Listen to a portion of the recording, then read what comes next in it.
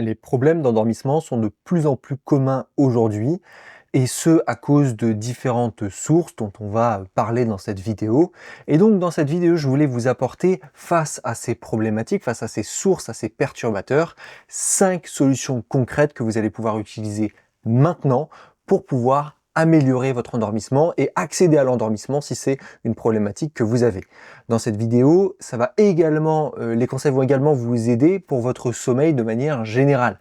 On va pas ici traiter les problématiques d'insomnie, mais on va largement améliorer les problématiques liées au sommeil de manière générale.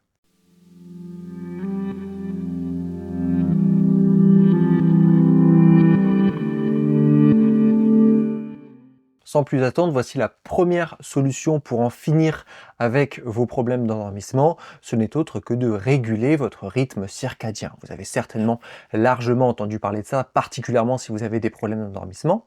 Le rythme circadien, c'est quoi? C'est le rythme d'alternance entre jour, nuit et qui vous régule entièrement et qui fait que quand le soir arrive, vous avez envie d'aller vous coucher, quand le jour se lève, vous avez envie de vous lever et de rester en éveil. Ça, c'est votre rythme normal, circadien, votre rythme biologique. Et donc l'idée, c'est d'aller le réguler. Pour le réguler, eh bien, il faut d'abord s'attaquer aux perturbateurs de ce rythme circadien. Les perturbateurs de ce rythme circadien, pour commencer, c'est des heures de sommeil irrégulières. Forcément, votre rythme, si vous n'êtes pas rythmé, il va être perturbé. Donc qu'est-ce que ça veut dire? Ça veut dire que si vous vous couchez une fois à 2 heures du matin, une fois à 23 heures, une fois à minuit, une fois à 21 heures, votre corps, il va rien comprendre du tout, il ne saura pas réguler les moments auxquels il faudra vous amener dans le sommeil et les moments où il faudra vous garder en éveil. Donc très important, essayez d'avoir un rythme régulier. Je vous ai déjà expliqué pourquoi, si possible, il est préférable de se coucher avant 22h30 pour avoir le meilleur des sommeils et la meilleure des réparations à travers le sommeil. Donc si vous le pouvez, tous les soirs, essayez de vous coucher autour de 22h, 22h30 et de garder ça tous les jours, bien évidemment, si c'est possible, par rapport à vos obligations et problématiques, par rapport au travail décalé, etc., qui peuvent arriver. Essayez de faire au mieux.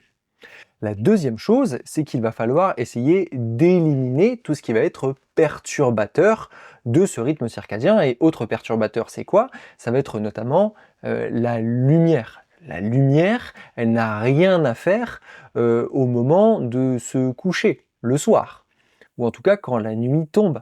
Et le problème aujourd'hui, c'est qu'on a énormément de lumière, on a énormément aussi d'écrans qui sont allumés et qui projettent de la lumière lumière bleue qui est elle-même projetée par le soleil. Et donc, le corps ne comprend pas parce qu'il reçoit de la lumière du jour en pleine nuit. Et donc, il n'arrive pas à produire la fameuse mélatonine, la mélatonine qui est l'hormone qui vous amène dans le sommeil, dans la relaxation, le calme. Donc, automatiquement, il va falloir éviter tant que possible l'exposition à ces écrans, l'exposition à ces lumières et surtout aux lumières intenses, essayer de réduire l'éclairage lumineux le soir pour éviter de perturber cette production de mélatonine naturelle. Et sinon, bien évidemment, vous pouvez vous équiper, je vous en parle souvent, de lunettes anti-lumière bleue de qualité qui vont permettre justement de bloquer cette lumière bleue en provenance des écrans et qui n'a rien à faire une fois que le soleil est couché. Ces lunettes ne sont bien évidemment pas apportées en journée, elles sont apportées au moment où le soleil est couché pour justement bloquer ces rayons bleus qui n'ont, comme vous l'avez bien compris, ça fait parfois que je le répète, mais qui n'ont aucune raison d'être à cette heure-là, après le coucher du soleil tout simplement. Donc très important, évitez les hautes intensités lumineuses, évitez l'exposition aux écrans, au moins 2 heures avant d'aller vous coucher, 1 heure si vraiment vous ne pouvez pas. Ça va vous permettre d'avoir une bonne sécrétion de mélatonine et de réorganiser au mieux votre rythme circadien. Essayez aussi d'éviter les siestes tardives ou les levers tardifs le matin qui forcément vont perturber votre rythme circadien. Si vous êtes levé tard le matin, vous vous coucherez potentiellement plus tard le soir, et si vous faites une sieste tard dans la journée, vous coucherez potentiellement plus tard également le soir, ce qui n'est pas forcément idéal pour entretenir un bon rythme circadien. La deuxième solution à appliquer dès maintenant pour éviter les problèmes d'endormissement, c'est une alimentation adaptée. Évidemment, tant que possible, vous évitez les excitants le soir. Les excitants, c'est par exemple le café, c'est par exemple le thé. Le chocolat peut également être un excitant. Évitez aussi peut-être de consommer, si jamais vous en consommez, de la réglisse le soir, qui est un hypertenseur. Donc ça peut accélérer aussi, d'une certaine manière, votre fonctionnement interne. Ça peut empêcher le système parasympathique, le système nerveux parasympathique de bien se lancer. On y reviendra sur cette partie-là. Évitez également l'alcool, même si ça peut aider à s'endormir, en réalité c'est pas du tout bon pour le sommeil. Vous allez avoir un sommeil de très mauvaise qualité, donc évitez l'alcool également. Évitez aussi tout ce qui est repas lourd, proche du moment du coucher. Si vous voulez manger plus le soir, essayez de manger plus tôt, plus loin du coucher.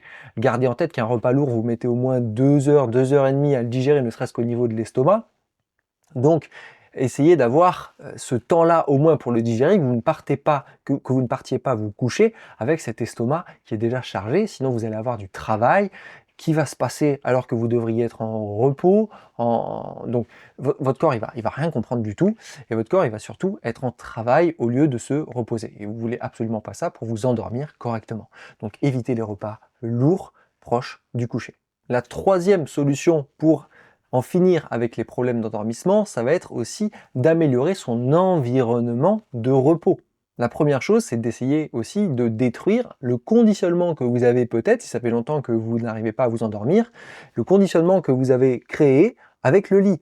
Et il est possible que vous ayez un conditionnement négatif. C'est-à-dire que si jamais vous avez associé le lit au fait de ne pas réussir à dormir, c'est pas bon.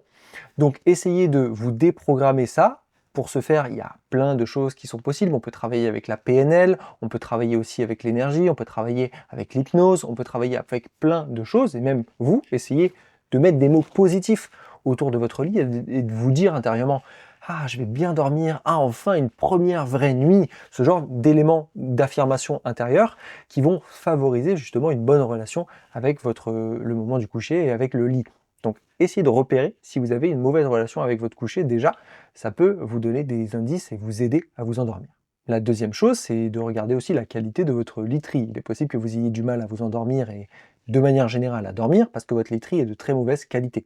Donc, changez votre literie pour quelque chose qui vous convienne, quelque chose qui soit suffisamment ferme aussi pour que vous ayez de la tenue, c'est important, que vous n'ayez pas tout le temps vos muscles qui forcent et que vous ayez une capacité aussi à vous reposer un peu sur vos os avec de la fermeté, pour que vous ne soyez pas tout le temps engagé musculairement, ce qui du coup réveille et active le système nerveux sympathique. On y reviendra aussi avec les systèmes nerveux, je vous le disais, mais qui soit aussi suffisamment agréable pour que vous ayez plaisir à dormir dessus, bien évidemment. Donc la literie est un point très important. Ensuite, un bon environnement de sommeil, c'est quoi? C'est un environnement de sommeil qui n'a pas de perturbateurs outre mesure. Si jamais vous avez beaucoup de petits éclairages, peut-être une lumière extérieure de la rue, qui est aujourd'hui d'ailleurs largement composée de LED, et donc qui émettent de la lumière bleue, ce qui n'est vraiment pas idéal, alors qu'avant on avait des lumières jaunes qui étaient beaucoup mieux pour notre rythme circadien. Malheureusement, aujourd'hui on a des LED. Donc regardez un petit peu votre environnement lumineux. Est-ce qu'il est néfaste pour vous, pour votre endormissement? Regardez votre environnement sonore. Est-ce que vous avez des problématiques avec des sons particuliers parasites? D'ailleurs, ça peut être un partenaire qui s'est déjà endormi à côté et qui ronfle fort. Ça peut être un perturbateur sonore, auquel cas il faudrait peut-être vous mettre ailleurs pour dormir, tout simplement parce que votre sommeil est peut-être plus important que de dormir à côté de la personne avec qui vous partagez votre vie. Voilà, à voir bien sûr, vous entendre sur le sujet, mais ça peut être une solution aussi, parce que c'est très très important d'avoir un bon sommeil. Votre environnement olfactif aussi, si jamais ça sent très très mauvais, même si vous y êtes habitué, inconsciemment votre cerveau il va interpréter et ressentir et sentir cet environnement olfactif nauséabond. Donc essayez de même d'améliorer cet environnement olfactif. Et pareil, environnement kinesthésique. Est-ce que vous dormez avec une personne qui bouge beaucoup? Est-ce que vous avez vos animaux de compagnie qui bougent aussi beaucoup autour de vous lorsque vous vous endormez?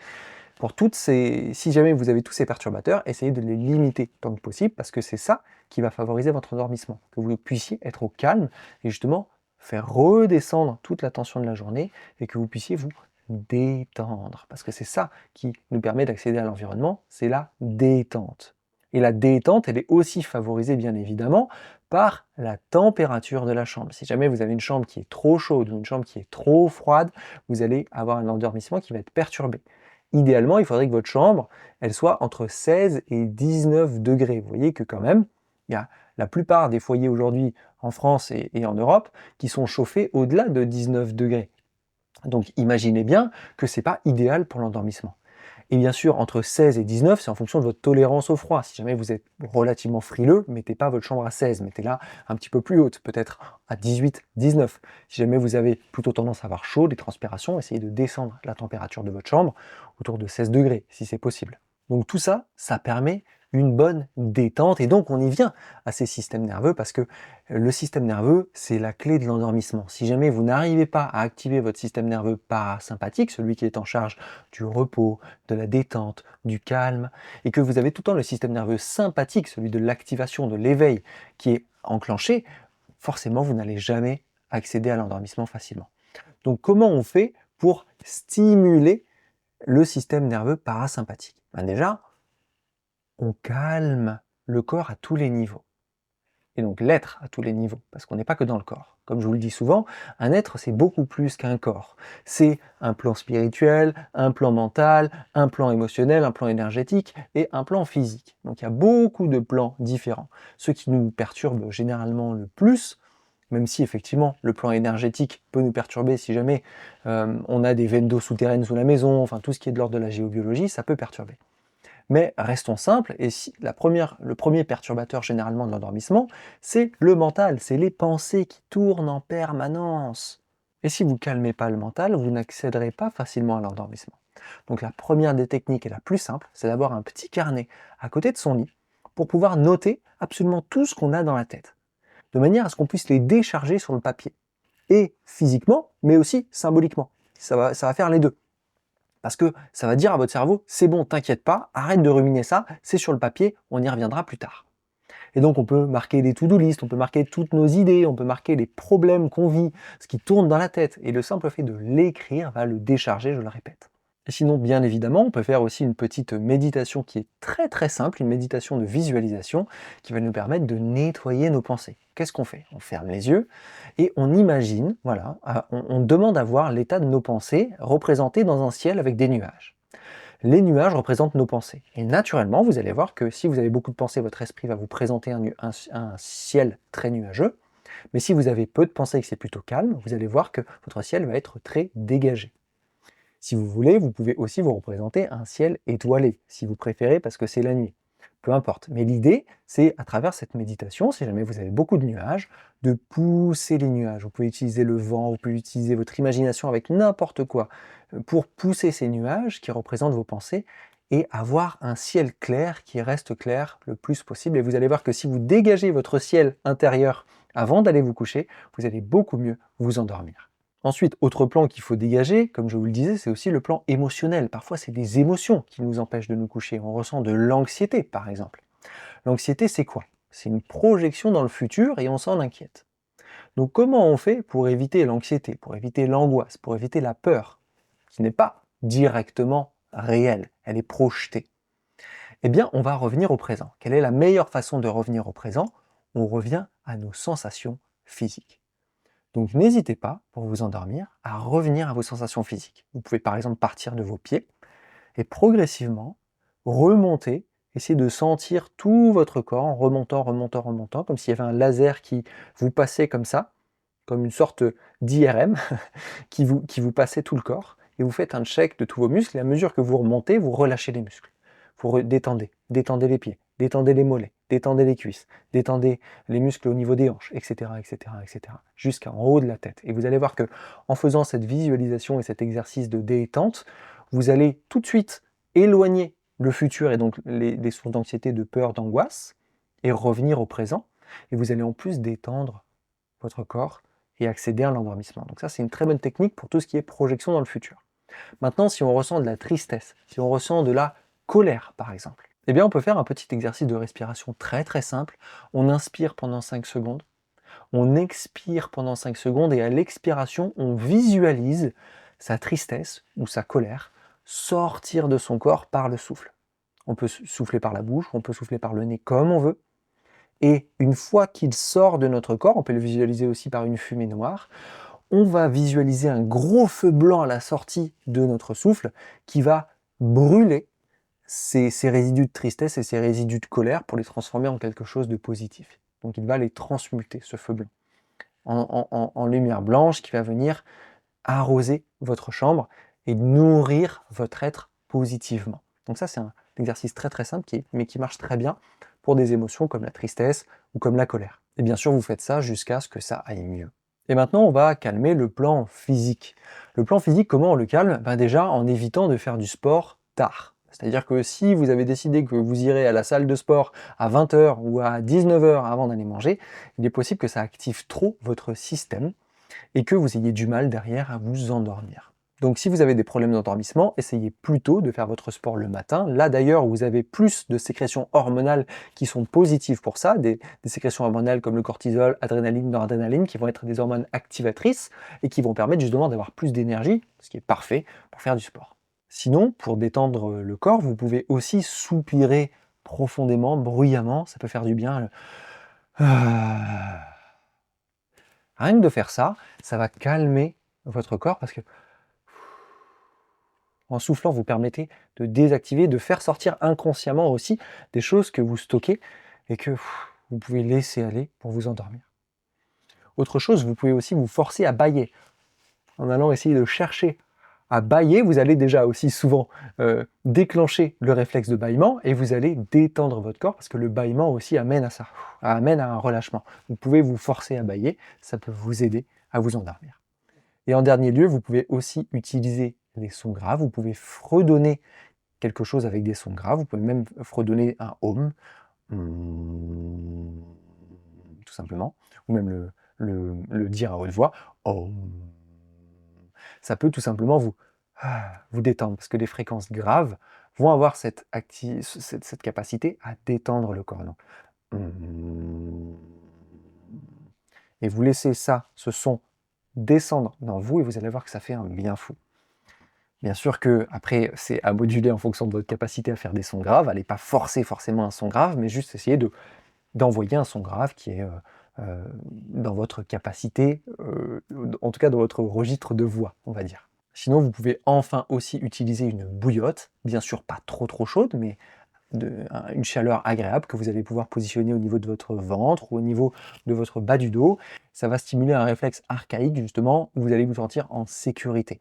Et souvent, l'accès à la sécurité, c'est aussi une condition sine qua non d'un bon endormissement. Parce que si vous ne vous sentez pas en sécurité, si vous vous sentez plutôt en état de survie ou en état d'activation, vous activez le système nerveux sympathique, qui est l'opposé de ce que l'on veut. Je le répète, on veut activer le système nerveux parasympathique pour que l'on soit détendu et relâché.